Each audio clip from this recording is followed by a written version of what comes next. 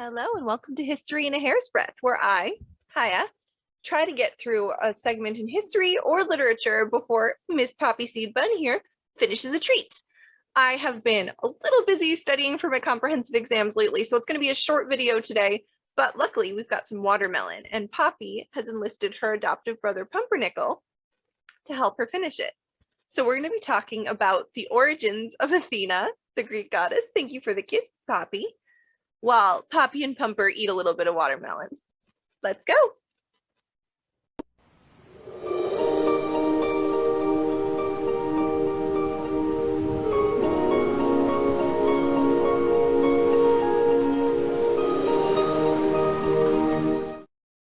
As you can see, that watermelon is bigger than both of the buns combined, so they will not be finishing it, they will just be getting to the point of that's enough sugar for you today.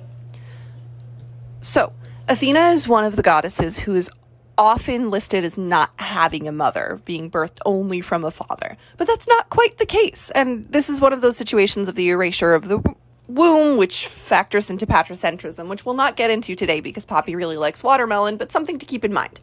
Her mother was Metis, the Greek goddess of basically common sense, and also Zeus's teacher.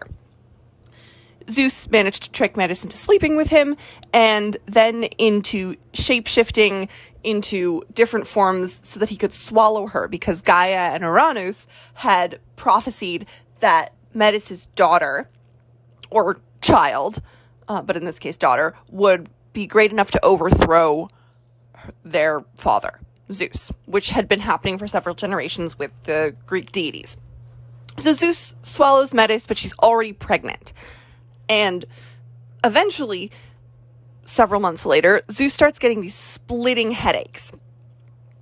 And nothing is able to cure him, no matter what he does, until finally Hephaestus, his and Athena's son and the god of forging metal and such, creates a special axe, and he essentially chops open his father's head. And from his head springs forth Athena, fully grown and armored from head to toe. So Zeus's headache had actually been Metis making armor for her daughter. Maybe to protect her, maybe because she knew what her daughter would ultimately become as the goddess of wisdom and war. Either way, Athena emerges fully formed, fully armed, and Zeus decides, actually I do kind of want this kid, and Athena becomes his favorite child, which is quite the turnaround. Meanwhile, Metis stays behind in Zeus's head to try to whisper common sense in his ear. If you stick around for when I talk about other myths in future weeks, you'll see that perhaps he doesn't really listen to her, but hey, gotta give her credit for trying. That's all for now. We better take this watermelon away, otherwise these two bunnies will be running around the house for the next 3 days straight. See you next time on History in a Hair's Breadth. Bye!